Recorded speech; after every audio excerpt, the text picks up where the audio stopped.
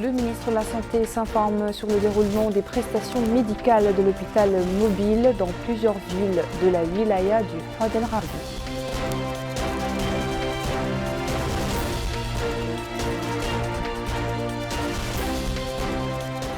Distribution d'aide alimentaire au profit de personnes ayant des besoins spécifiques et aux patients souffrant d'insuffisance rénale dans la ville de Kahizi.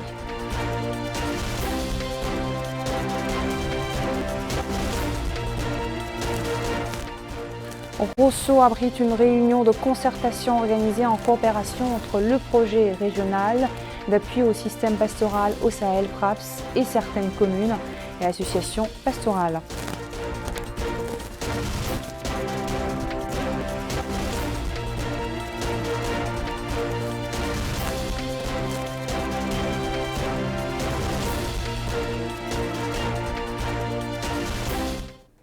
Voilà pour les titres, bonsoir et merci de vous joindre à nous. Le ministre de la Santé, Mortar Dahi, a visité dans la Mourata de Tintan l'hôpital mobile.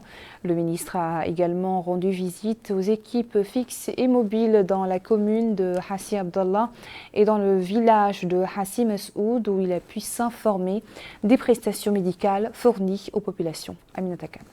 Le ministre de la Santé s'informe sur le terrain, sur le déroulement du travail dans l'hôpital ambulant de la commune de Hassi Abdallah et dans le village de Hassi Mesoud, situé à 15 km du chef-lieu de la Moukata'a.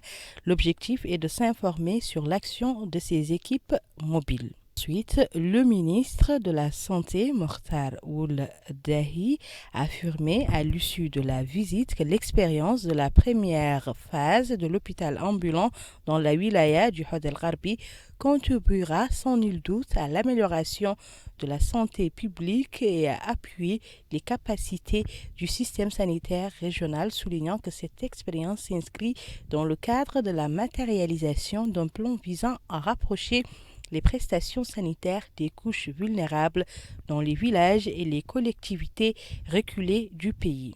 Il a lancé un appel à tous les citoyens à s'orienter vers les équipes médicales et à saisir cette opportunité première du genre dans notre pays. Ensuite, le ministre de la Santé, accompagné du wali de la wilaya du Had El Gharbi, Ahmedou Mamadou Kelly, se sont rendus au niveau des structures de santé que comprend cette wilaya. Au cours de ces visites, le ministre et sa délégation d'accompagnement ont été édifiés sur la nature des prestations et les manquements constatés par le personnel médical.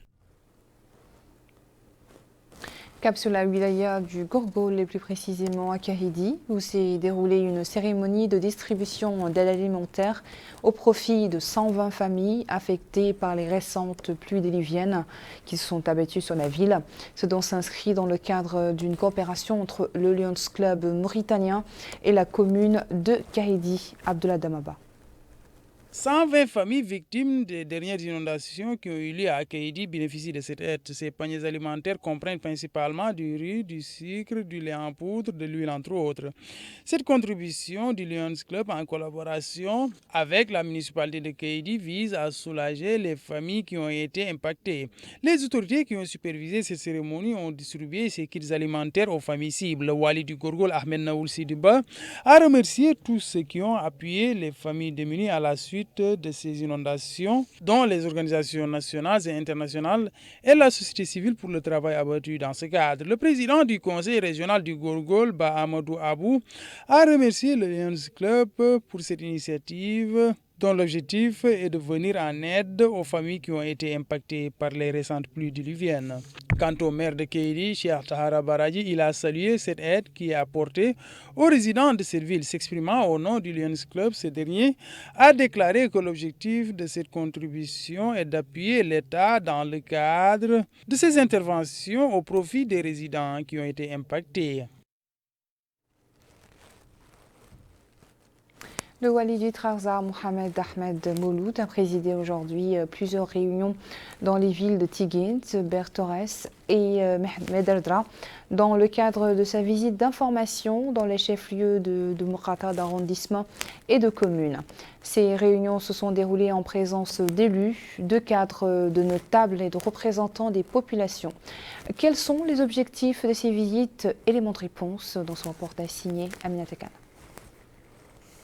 S'enquérir de près de la situation des citoyens dans la wilaya du Trarza en application aux directives du président de la République visant à rendre l'administration plus proche des administrés, c'est l'objectif des visites et réunions effectuées aujourd'hui par le wali du Trarza, Mohamed Ahmed Mouloud, qui a présidé plusieurs réunions dans les villes de Tigint, Bir Torres et Mederdra. Au cours des réunions, le wali a noté que l'objectif est de s'enquérir de la situation des citoyens, ajoutant que le pays a accompli de nombreuses réalisations importantes, dont le fait de parvenir à un consensus national sans précédent qui a permis de jeter les bases d'une communication saine entre les différents partis politiques. À cela s'ajoutent les mesures importantes prises pour éradiquer l'injustice et atténuer la marginalisation au sein de la société. Le wali a affirmé dans ce sens que la pandémie de la Covid-19 a ralenti le processus, aurait donné des résultats dépensant les atteintes. Il a loué les efforts de l'État dans les secteurs de l'agriculture et de l'élevage qui ont permis une nette augmentation de la production alimentaire nationale. Au sujet de l'école républicaine qui a débuté cette année, le wali a souligné son importance dans la réalisation de l'équité, la cohésion sociale entre toutes les franges de la société mauritanienne. D'autres interventions ont marqué ces réunions. Tous ont indiqué que les distributions gratuites de vivres, l'assurance maladie pour des centaines de citoyens, la mise en place de projets générateurs de revenus et l'assistance aux personnes handicapées et aux malades souffrant d'insuffisance rénale, ainsi que la fourniture de fourrage suffisant aux éleveurs. Parmi tant d'autres réalisations, marque la volonté du président de la République d'asseoir un pays stable où règne la sécurité et la justice. Les maires de Tigint, Bir Torres, Mederdra, respectivement, Mohamed Mustafa Oul Betta, Mohamed Val et Mohameden Oul Ahmed Ishaq ont mis en relief les importantes réalisations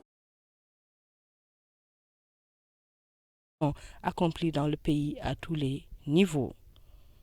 Enfin, le président de la région du Trarza, Mohamed Ibrahim Ousseïd, a salué les réalisations de ces dernières années dans tous les domaines qui ont permis d'améliorer les conditions de vie des populations et de favoriser un développement global. Restons dans la wilaya de Trarza. Le wali Moussaïd Mohamed Val Mohamed Mahmoud a présidé aujourd'hui à Rosso l'ouverture d'une réunion de concertation organisée en coopération entre le projet régional d'appui au système pastoral au Sahel PRAPS et certaines communes et associations pastorales sur le moyen le plus efficace d'activer le rôle des marchés à bétail et de pallier les insuffisances constatées pour que ces marchés jouent leur rôle. Au cours de la rencontre, le wali Moussaïd a expliqué que le secteur de l'élevage a ces dernières années mis en place de nombreuses infrastructures pastorales au niveau de la wilaya, notamment la mise en place de marchés à bétail, des parcs de vaccination du bétail et des unités de collecte de lait, en plus de la restauration de nombreux puits pastoraux.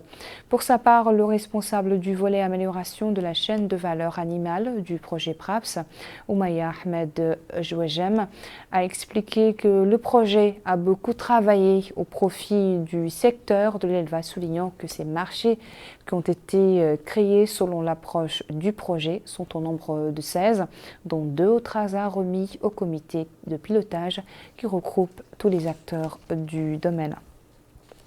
Le Forum régional des organisations de la société civile de la wilaya de l'Atrar a organisé aujourd'hui une rencontre avec les habitants de la Mourata d'Aoujeft dans le but d'expliquer les lois contre la traite de personnes, l'esclavage, la discrimination et la torture. Cette activité est organisée dans le cadre de la coopération entre le Forum et la Commission des droits de l'homme, de l'action humanitaire et des relations avec la société civile. Abdullah Damaba nous en dit plus. Le Forum régional de la société civile de la Wilaya Ladrar a organisé cette caravane de sensibilisation sur la loi contre la traite des personnes, l'esclavage, la discrimination et la torture. Il s'agit de sensibiliser les habitants d'Aoujeft sur les contours liés à cette loi, ce qui rentre dans le cadre de la coopération entre ce forum et le commissariat aux droits de l'homme, à l'action humanitaire et aux relations avec la société civile. Le président du Forum régional des acteurs de la société civile de la Wilaya Ladrar a affirmé que la tenue de cet atelier rentre dans le cadre des activités organisée par le commissariat aux droits de l'homme, à l'action humanitaire et aux relations avec la société civile. Il a en outre souligné que le commissariat aux droits de l'homme est un démembrement de l'État qui œuvre dans le cadre du respect des droits humains. Il a enfin précisé que l'État a ratifié des conventions internationales dans le cadre de la lutte contre la torture, la traite des personnes, la discrimination et l'esclavage. Saleh Kamit Messoud, adjointe du maire d'Aoujeft, a pour sa part salué et souhaité la bienvenue aux experts qui œuvrent en faveur du respect des droits humains. Cet acteur de la société civile au niveau de cette wilaya a affirmé que cette loi n'est pas une nouveauté, déclarant que les différents aspects qui sont liés à ces lois existent déjà dans le Saint-Coran. La rentrée scolaire cette année est sous le sceau de l'école républicaine. C'est ainsi que sur l'étendue du territoire national, les élèves vêtus de l'uniforme scolaire entonnent l'hymne national avant de rejoindre leur salle de classe. Notre coup de projecteur ce soir nous amène à l'école fondamentale Ibn Omer dans la wilaya du Hod el-Sharqi avec Amina Takan. L'école fondamentale Moussa Ibn Omer se trouve dans la ville de Nema.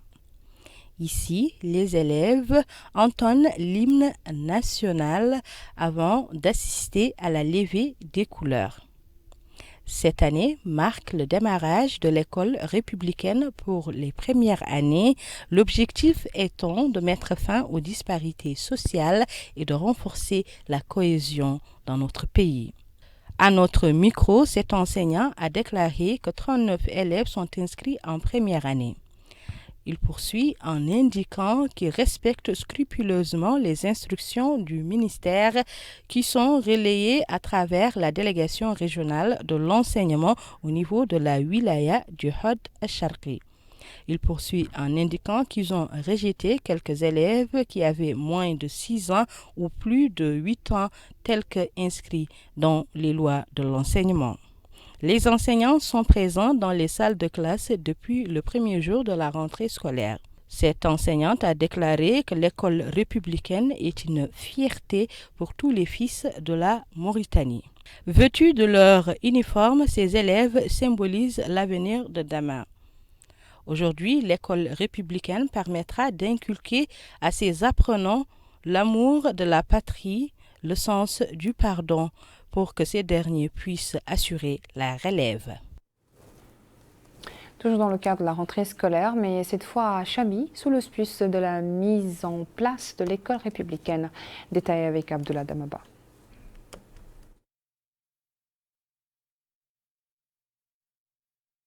Les cours se déroulent normalement au niveau de cet établissement primaire situé à Chami à peine plus d'un mois après la rentrée scolaire.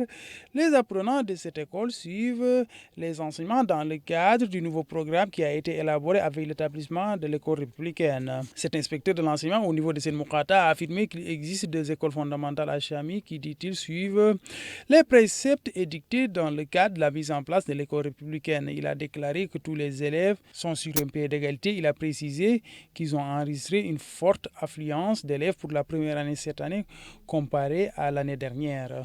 Au niveau du secondaire aussi, les élèves se sont inscrits et les cours se déroulent normalement. Le directeur de l'école secondaire de Chami a précisé qu'ils n'ont rencontré aucun problème.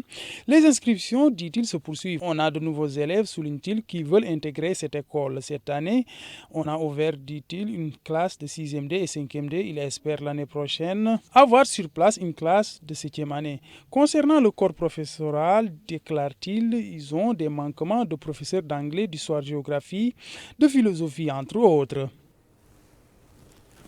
Le Front El Khat pour l'unité et le développement a annoncé hier soir son adhésion au parti Rafah lors d'une manifestation qu'il a organisée dans la Mourata de Riyad. Le porte-parole du groupe, Mohamed Cheikh, a déclaré que son groupe comprend de nombreux acteurs politiques dans la commune d'El Khat et qu'ils aspirent à servir leur pays à travers ce parti qui recoupe leur vision et leurs objectifs. À son tour, le président du parti Rafah, Mohamed Val, a exprimé sa satisfaction de l'adhésion de ce groupe au parti, souhaitant qu'il soit un pilier de la contribution du parti à la mise en œuvre du programme présidentiel. Voilà qui met fin à ce journal. Merci à vous de votre attention. Le rappel des principaux titres. Le ministre de la Santé s'informe du déroulement des prestations médicales à l'hôpital mobile dans plusieurs villes de la wilaya du Had El Gharbi.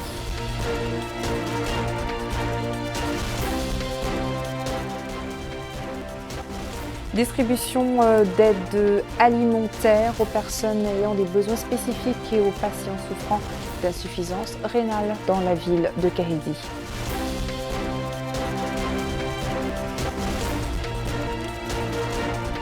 Rosso abrite une réunion de concertation organisée en coopération entre le projet régional d'appui au système pastoral au Sahel, PRAPS, et certaines communes et associations pastorales.